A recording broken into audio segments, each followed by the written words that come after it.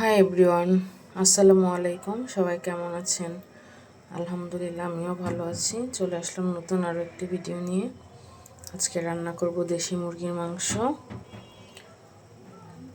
কেটে ধুয়ে পরিষ্কার করে নিয়েছি, পেস্ট কেটে নিয়েছি। এখন রান্না করব। তেল গরম হয়ে গেছে, এখন দিয়ে দিব পেঁয়াজ।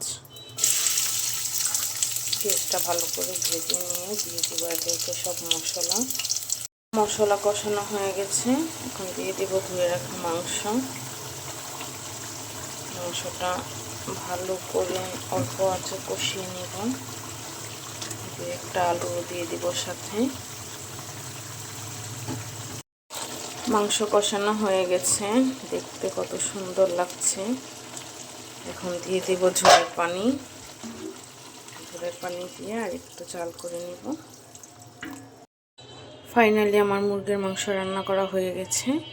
এই ছিল আজকে আমার দুপুরের রান্না, দেশি মুরগির মাংস আর পাতলা ডাল। ভিডিওটি ভালো লাগলে অবশ্যই একটি লাইক করে দিবেন, চ্যানেলটি সাবস্ক্রাইব করে দিবেন। আল্লাহ হাফেজ।